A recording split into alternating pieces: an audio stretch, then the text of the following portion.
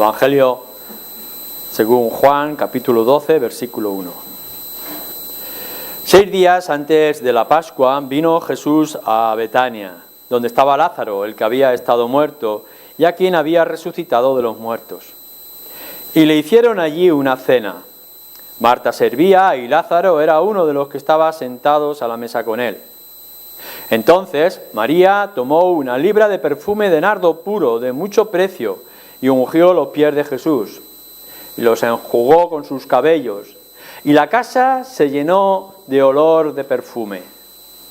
Y dijo uno de los discípulos, Judas Iscariote, hijo de Simón, el que le había de entregar: ¿por qué no fue este perfume vendido por 300 denarios y dado a los pobres? Pero dijo esto no porque se cuidara de los pobres, sino porque era ladrón, y teniendo la bolsa, sustraía de lo que se echaba en ella. Entonces Jesús dijo: déjala, para el día de mi sepultura ha guardado esto, porque a los pobres siempre los tendréis con vosotros, mas a mí no siempre me tendréis. Gran multitud de los judíos supieron entonces que él estaba allí y vinieron no solamente por causa de Jesús, sino también para ver a Lázaro, a quien había resucitado de los muertos. Pero los principales sacerdotes acordaron dar muerte también a Lázaro, porque a causa de él muchos de los judíos se apartaban y creían en Jesús. El siguiente día, grandes multitudes que habían venido a la fiesta al oír que Jesús venía a Jerusalén, tomaron ramas de palmeras y salieron a recibirle y clamaban: Hosana, bendito el que viene en el nombre del Señor, el Rey de Israel.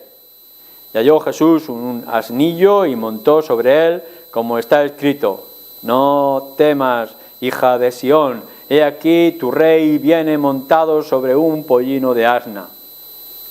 Estas cosas no las entendieron sus discípulos al principio, pero cuando Jesús fue glorificado, entonces se acordaron de que estas cosas estaban escritas acerca de él y de que se las había dicho. Y daba testimonio la gente que estaba con él cuando llamó a Lázaro del sepulcro y le resucitó de los muertos, por lo cual también había venido la gente a recibirle, porque había oído que él había hecho esta señal. Pero los fariseos dijeron entre sí: ya veis que no conseguís nada, mirad, el mundo se va tras él. Vamos a centrar nuestra atención en este comienzo, el comienzo quizá de los primeros 11 versículos, que nos cuenta una historia muy emotiva que se encuentra en los otros evangelios, Mateo y Marcos. No tanto el pasaje o la historia que se nos narra en Lucas, que parece ser que es otra historia diferente.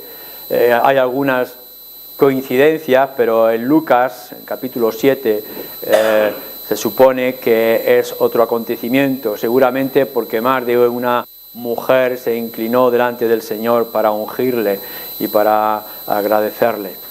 Pero pensando nosotros en esta historia de María, la hermana de Marta y Lázaro, deberíamos de leer y de conocer esos otros pasajes paralelos en Mateo 26 y en Marcos 14, porque nos añaden muchos elementos que son buenos que tuviéramos en cuenta. Lo primero que tendríamos que preguntarnos es por qué esta historia ha sido recogida por Juan y por los otros dos evangelistas. ¿Qué sentido tiene? Puesto que aquí no hay un milagro y tampoco hay un discurso o una enseñanza grande. Podemos entender pasajes como las bienaventuranzas o sermones mucho más amplios, y podemos entender milagros muy específicos y muy gloriosos. Pero ¿por qué tenemos esta historia? Vamos a indagar un poquito. Si tenemos en cuenta los 3 pasajes, podemos ir complementando y casi tener una figura muy exacta del acontecimiento. Lo primero que nos dice es que llegando a Betania, ya sabéis, Betania es una aldea que estaba coledánea con Jerusalén, quizá a 3 o 4 kilómetros de Jerusalén o algo menos, y allí se le ha preparado una cena. quizá es una cena específicamente para Jesús, o quizá es también incluyendo a Lázaro y sus hermanas en su honor, o quizá recordando el acontecimiento glorioso que ocurrió unos días antes con la resurrección del conocido Lázaro en la zona. Hay gratitud, hay reconocimiento, etc. Se nos dice que la casa donde se va a celebrar aquella cena es la casa de Simón el leproso. Me gustaría indagar, Simón el leproso, alguien que había sido leproso y sanado, o tiene este apodo por algún familiar, es también quizá el fruto de otro milagro de parte del Señor Jesús, es Simón quizá el padre de Lázaro y de Marta y María. En fin, el caso es que es Simón en su casa y que están allí de alguna manera Marta también sirviendo en aquella fiesta, en aquel reconocimiento gozoso con todos los discípulos. Estábamos en el comienzo de esta última semana en la vida de Jesús. Esto es importante que lo recordéis, Lo hemos dicho ya anteriormente, pero a partir de este capítulo 12, final del 11, estamos ya en la última semana. Es decir, vamos a dedicar el resto de los capítulos a solamente 6 días. Así que imaginaros la intensidad de acontecimientos que se nos va a narrar solamente de una semana. Cuanto más si tuviéramos que recoger todos los demás documentación a lo largo de estos casi 3 años. Con razón Juan dice, si tuviera que escribir todo lo que el Señor Jesús hizo, no habría libros para escribirlo. Pero bueno, nos centramos otra vez en la historia. Simón, el leproso, Lázaro, allí lleno de gozo después de haber salido los muertos, Marta y María llenos de alegría, el uno está a la mesa, ya sabemos, la cultura de aquellos tiempos, los hombres a la mesa, las mujeres sirviendo. Así que está Marta sirviendo a la mesa, que nos dice en Lucas 10, esto es la costumbre, ¿recordáis en Lucas la costumbre de Marta, de servir, afanada, haciendo las cosas? Mientras María, otra vez, la tenemos aquí, como nos dice en Lucas 10, estaba siempre María a los pies de Jesús aprendiendo, mientras Marta está afanada. Aquí la vemos otra vez, Marta sirviendo y María a los pies. María trae un perfume, resulta que es un perfume realmente costoso, de nardo, en un vaso de alabastro. Y alguno que ha hecho cálculos dice, de los que estaba allí presente, dice, esto tiene que valer como 300 denarios, esto sería casi como el salario de un año. Así que imaginar lo que ganáis en un año, pues eso es lo que valdría aquel perfume. Con razón, en cuanto se vierte en el cuerpo de Jesús, la casa se llena de fragancia. Allí empiezan un poco otra vez a lubricaciones acerca de cómo se podría haber usado y el dinero que se ha consumido, etcétera, etcétera. Se nos dice en otro de los evangelios que se vierte el perfume en la cabeza de Jesús. Aquí se nos dice que es a los pies. Podemos imaginar que Jesús con los demás discípulos están recostados, no se sentaban en aquel tiempo, sino que se recostaban alrededor de una mesa baja, y que el perfume que se ha vertido por se vierte por todo el cuerpo de Jesús hasta llegar a los pies, y podemos ver a María de una manera desvergonzada de aquella época, se suelta el pelo, porque normalmente delante de los hombres las mujeres llevarían el pelo recogido, y con sus propios cabellos empieza a enjugar los pies de Jesús, como ese servicio o esa dedicación de servir a los que son recibidos. Cuando ven aquella escena un poco fuera de lugar, que no saben cómo controlar a algunos de los que están allí, se nos dice en los otros evangelios que los discípulos, en otro de los evangelios dice que algunos, y aquí se nos dice que era Judas. Podemos incluso pensar que en un principio Judas es el que levanta la primera voz de alarma. ¿Qué se está haciendo? Se está aquí estropeando 300 denarios de perfume cuando se podía haber dedicado a otro servicio. Claro está. Juan, que ahora está escribiendo el Evangelio, recuerda que es que Judas era el que iba sacando dinero de la bolsa porque era ladrón. Pero bueno, lo que sí nos muestran los dos otros evangelios es que los demás se dejan llevar. Judas tiene razón, diría alguno de los que están alrededor de la mesa. No es que Judas sea la persona más adecuada, pero es que es verdad que se está aquí vertiendo o gastando o consumiendo un perfume que se podía haber dado a los pobres, pobre gente que está sin necesidad o está con gran necesidad y que le podíamos ayudar. Jesús, que siempre sorprende, nos dice que sale enseguida en defensa de la mujer. Una de las características de los evangelios, Jesús al lado de las mujeres. Sorprende en aquella cultura, hoy quizá no, pero en aquella cultura que Jesús tuviera mujeres que le apoyaban, que Jesús tuviera mujeres que le acompañaban, que Jesús pudiera salir en defensa de la mujer como aquella mujer adúltera, etcétera, pues es más que sorprendente. Y aquí sale en su defensa y justificación. Dejarla, porque está haciendo esto por una razón muy específica. Defiende a la mujer y defiende sus razones. Es en medio de toda esta situación que luego vemos más adelante que Judas sale. No ha sido escuchado, el Señor Jesús se le ha opuesto y sale quizá ofendido para poder traicionarle. ¿Por qué Juan nos trae esta historia? ¿Por qué los tres evangelios señalan este acontecimiento? No es la única mujer, como hemos dicho, porque quizá en Lucas 7 está narrando otra mujer. Pero sí es una historia extraordinaria por las palabras de Jesús, aunque solamente abarcan 2 versículos. Tenéis que recordar algo que se nos está diciendo en el pasaje. Se nos ha dicho en el capítulo anterior, si leéis en el capítulo 11, versículo 55, y estaba cerca la Pascua de los judíos. Y muchos subieron de aquella región a Jerusalén antes de la Pascua para purificarse. Si tenemos esto en cuenta, después nos lo vuelve a repetir, capítulo 12, versículo 1, 6 días antes de la Pascua. Por tanto, tenéis que relacionar la historia de María ungiendo los pies de Jesús con la Pascua. Esto es importante.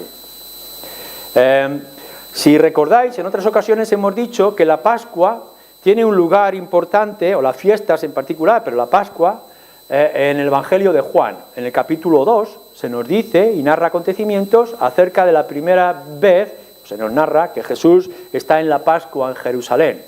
Y si pasáis luego al capítulo 6, otra vez se nos dice que Jesús vuelve a celebrar la Pascua en Jerusalén. Y ahora, que está en la última semana, se nos vuelve a narrar que Jesús en la fiesta de la Pascua, que va a estar unida el día de la Pascua, el día de reposo, con la muerte del Señor Jesús. Y en medio de todo esto nos quieren mostrar el ungimiento de los pies, ¿no? Reconocimiento de María acerca de Jesús. Así que nosotros pensamos, cuando nos acercamos a esta historia, que lo que están descubriéndose aquí, mostrando aquí, es la preparación de la Pascua. Ya sabéis lo que es la Pascua. La Pascua es el recuerdo y la celebración de la liberación del pueblo de Israel cuando salían de Egipto y terminaba la esclavitud. Y para celebrar o prepararse para esa salida han sacrificado un cordero y que de una manera especial van a celebrar la comida juntos, con su sangre van a marcar las puertas, los dinteles de las puertas para que el ángel vengador no pase por ellos. En todo ese acontecimiento que se va a ir celebrando, que lleva varios días, es una de las quizá las fiestas más importantes y principales para los judíos, que va a llevar varios días, incluso habría que tener purificación, hay que invitar a los vecinos, invitar a los familiares, celebrar juntos el sacrificio del Cordero, que nos recuerda lo que dijo Juan el Bautista: he aquí el Cordero de Dios que quita el pecado del mundo. Así que cuando vosotros veáis la fiesta de la Pascua y celebréis o recordéis acerca de Cristo y de su muerte en la Pascua, Semana Santa, estamos nosotros señalando que Cristo es el Cordero, no ya que los libra de Egipto, sino que nos libra de la esclavitud del pecado y de la condenación. Todo esto tiene su lugar importante.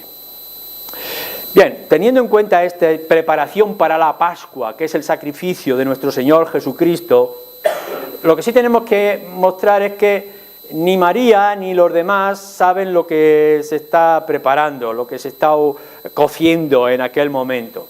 Es verdad que están celebrando la cena que han invitado a Jesús, Lázaro, Marta, María, la gente alrededor, muchos de ellos que estarían allí esperando. Jesús está en Betania, está en la casa de Simón.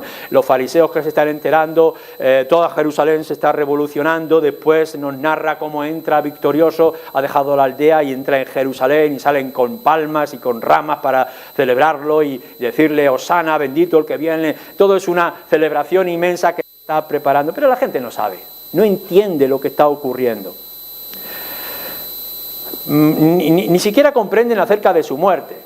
Si vosotros recorréis otra vez el Evangelio de Juan, os animo que hagáis lectura tras lecturas tras lecturas en vuestras casas del Evangelio de Juan, de lo que hemos visto en el capítulo 2, en el capítulo 3, en el capítulo 8, se nos está hablando de que Jesús anuncia su muerte, de que de alguna manera está diciendo, pues van a ocurrir ciertas cosas, etcétera. Y si miráis en los otros evangelios, tanto como Mateo, Marcos, Lucas, una y otra vez están diciendo: yo no he venido aquí a hablar, yo no he venido aquí a ser juez, yo he venido aquí a morir. Mi mandato es entrar en Jerusalén y que allí me quiten la vida. Tal es así que incluso algunas veces ya están esperando, o hay amenazas de Jesús, contra Jesús para matarle, primero a escondidas, pero después el concilio de los líderes han dicho hay que dar muerte a Jesús, y todo eso lo saben. Hasta el punto que en cierto momento, anteriormente, Tomás, uno de los discípulos, dice: bueno, si es necesario, vamos a Jerusalén y muramos con él. Porque Jesús ha dicho: voy a Jerusalén porque voy a hacer la sanación de mi amigo Lázaro. Pero si te quieren matar, ¿cómo es que vas allí? Bueno, pues si vas, nosotros iremos y moriremos. Saben acerca de la muerte de Jesús, pero no saben todo el significado, aun cuando Jesús lo ha explicado. Y que incluso ha dicho: destruir este templo y en 3 días yo lo levantaré. Y estaba hablando el Señor Jesús acerca de su cuerpo. Juan tiene que hacer una coletilla abajo después diciendo: bueno, los discípulos, nosotros no entendíamos lo que estaba diciendo, lo entendimos después, cuando Jesús iba a resucitar. Y aquí también lo dice: había cosas que no se entendían y que se entenderían después, cuando todos los acontecimientos ocurrieron. Lo importante para ti y para mí es que el Señor ya se estaba diciendo antes de que ocurran. No es que se ha escrito ya con la idea sabida, sino que el Señor Jesús dijo estas cosas y después ellos la entendieron, que esto es importante. Estaba ocurriendo algo acerca de la Pascua, aun cuando ellos no entendían lo que estaba ocurriendo. Tenemos que tener esta idea clara en nuestras mentes. Lo que estaban viviendo en aquel instante no era comprensible en sus mentes, pero ya estaban preparando, o Dios estaba usando todo aquel acontecimiento sin que ellos se dieran cuenta. Quizá aquí nos recuerda un poco lo que ha ocurrido en el capítulo 11 con Caifás. ¿Recordáis a Caifás, el sumo sacerdote? Cuando están intrigando acerca de la situación, Jesús ha dado la resurrección a Lázaro, toda la gente le está siguiendo, y ahora ¿qué vamos a hacer? Y Caifás, el sumo sacerdote, dice, profetizando sin entenderlo: es necesario que por el bien de toda la nación, del pueblo, demos muerte a este hombre y así poder concentrar a todas las ovejas perdidas de Israel. Caifás se queda tan tranquilo haciendo aquello. Pero Juan nos señala diciendo: es que él nos estaba enterando que lo que estaba diciendo era realmente lo que tenía que ocurrir, que lo que Jesús ya había dicho antes. Yo he venido aquí a dar mi vida por mi pueblo. O sea, dar la vida uno por todos aquellos. Caifás estaba haciendo una profecía que no entendía, pero Dios nos está hablando a través de la tozudez y de la maldad de Caifás. Y ahora tenemos todo el acontecimiento. Tenemos a Simón, que le quiere hacer una cena a Jesús, tenemos a Lázaro lleno de gratitud a la mesa, tenemos a María ungiendo el cuerpo a los pies de Jesús, tenemos a toda la ciudad de Jerusalén saliendo a recibir a Jesús. No están entendiendo exactamente o en toda su amplitud lo que aquello significaba, pero nosotros que tenemos el Evangelio de Juan sabemos que ellos, sin darse cuenta, están recibiendo el Cordero de Dios que quita el pecado del mundo. Es decir, vamos a celebrar el significado de la Pascua. Hasta aquel tiempo, por generaciones, estaban diciendo: habrá una Pascua, habrá algo que nos va a librar de la esclavitud, del pecado. Y para eso necesitamos un cordero como el que ahora matamos aquí en Egipto y que después vamos a recordar. Y aquí, en este instante, en esta semana crucial, Jesús es el cordero. Y la nación de Israel lo está celebrando y lo está reconociendo. Y no lo van a entender hasta que no viniera la fe o no viniera el Señor Jesús en la resurrección. Pero nosotros lo vemos y podemos comprender todo lo que estaba ocurriendo. Estaban ungiendo a Jesús para lo que Dios, el Padre, lo había preparado a venir a este lugar. Estaban ungiéndole para el verdadero propósito de la liberación y de la redención del pueblo. Pero volvemos otra vez a María.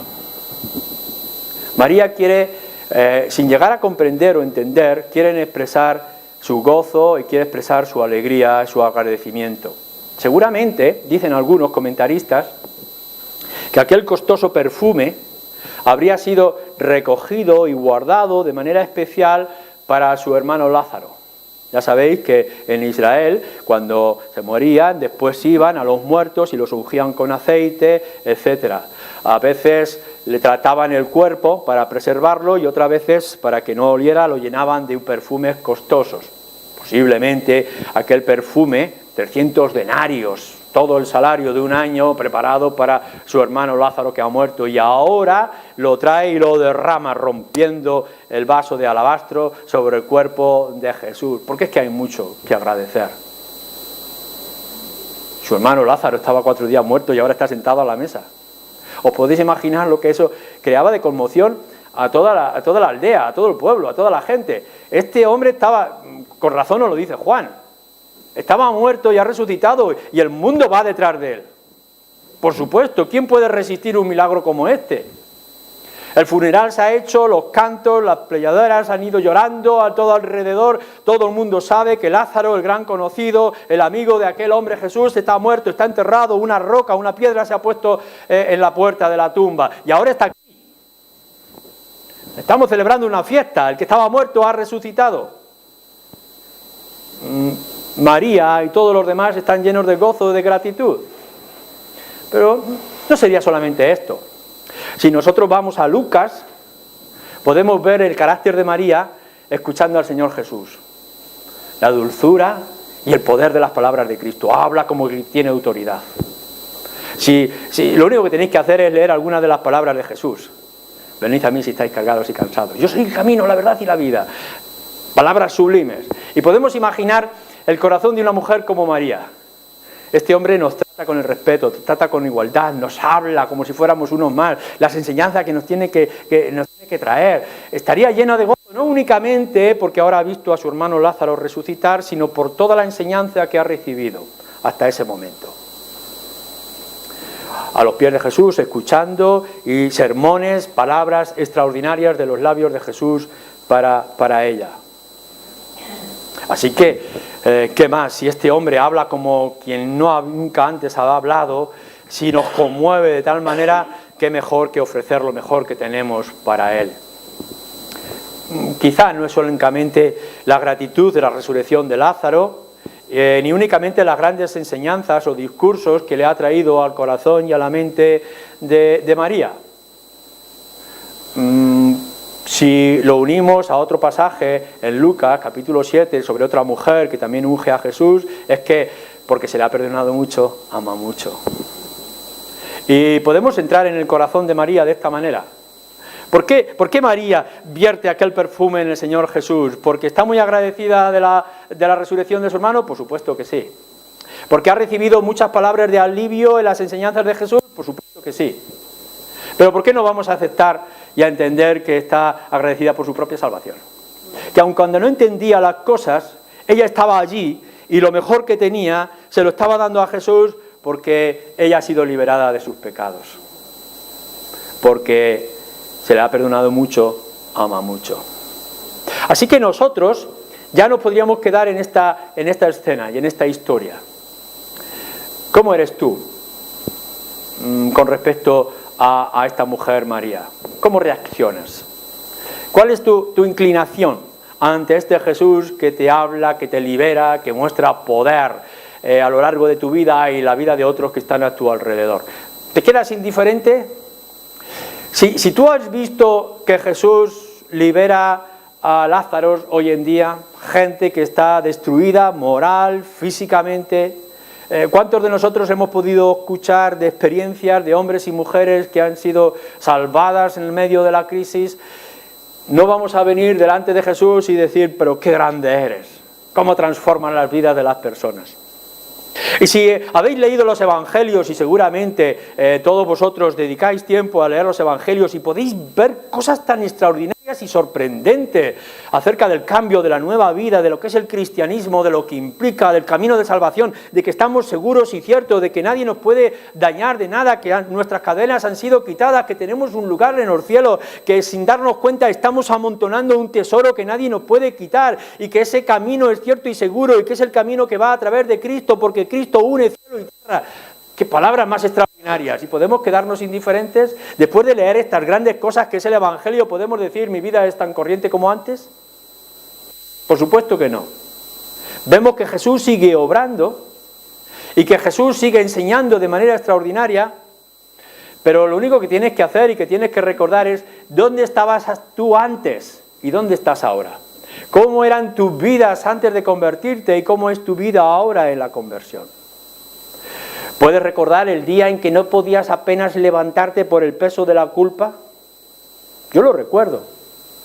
¿No recuerdas todavía aquellos días que podías pasar o aquellas noches sin dormir porque te dabas cuenta de que eras pecador y que el pecado te perseguía como un león para destruirte y que de pronto no se sabe cómo viste que eras liberado y que podías poner tu confianza en aquel hombre que había muerto en la cruz por tus pecados y que esa carga enorme que tenías sobre las espaldas desapareció al instante?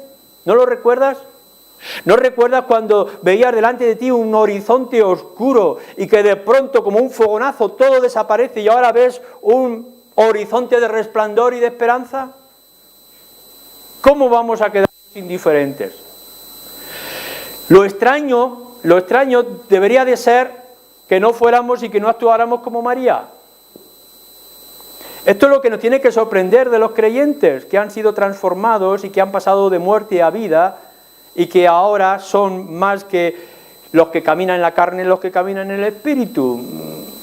No podemos decir seguimos igual que antes. Se nos cuenta a lo largo de la narración, versículos antes y ahora, y en muchos pasajes de las Escrituras, que mucha gente creía, una gran multitud. Casi los fariseos están diciendo todos van detrás de él ya.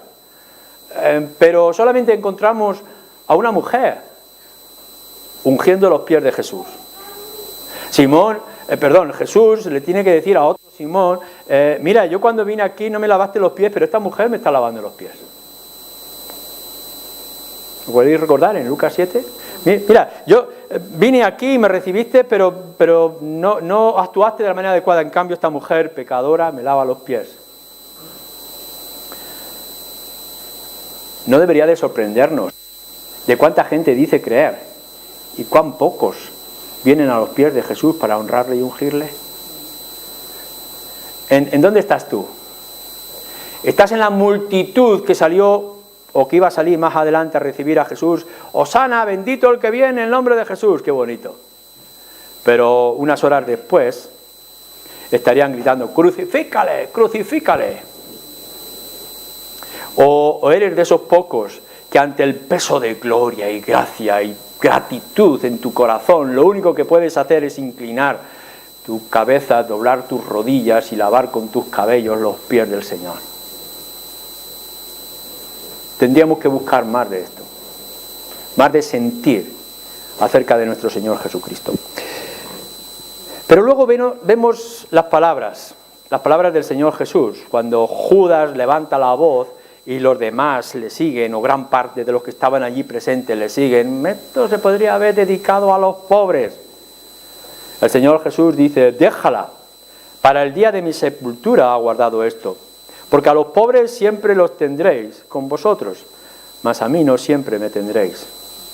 Estas han sido palabras extrañas que algunos no han podido llegar a comprender. Enseguida relacionamos el cristianismo con obra social. Y por supuesto que tenemos una carga para gente con necesidades. Si decimos, tenemos una cantidad de dinero, ¿qué más que hacer obra social y levantar ONGs para que los niños tengan educación y para que los pobres tengan vestido y los hambrientos tengan un comedor para comer? Y nos imaginamos todo esta organización cristiana y obra social, cuando el Señor Jesús parece que está contradiciendo.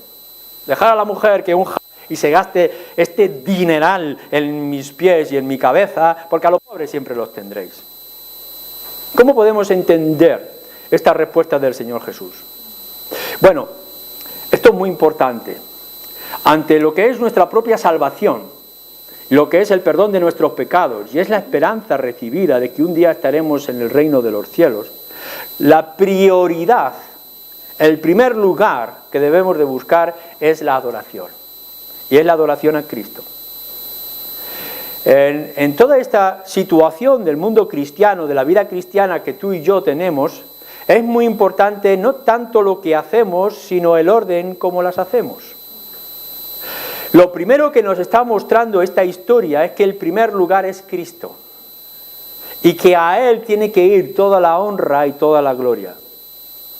¿Por qué? Porque todo surge de esta relación. Todo surge de un corazón agradecido, de la espontaneidad del gozo que viene en nuestras vidas. Cuanto más fuerte, más íntima sea tu relación con el Señor, más fácil vendrán todas las cosas. Buscad primero el reino de Dios y todas las demás cosas os serán añadidas. No hay ninguno que no haya dejado padre o madre, etcétera, que no tenga después 1000 veces más. Así que nosotros que tenemos que tener todas estas cosas, tenemos que tener en orden nuestras prioridades. En tu vida, lo primero es Cristo.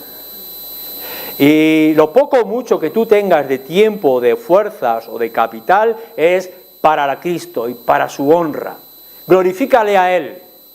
Está lo más cerca posible de Él. Utiliza tu cabello, utiliza tus dones, utiliza tu capacidad para honrarle.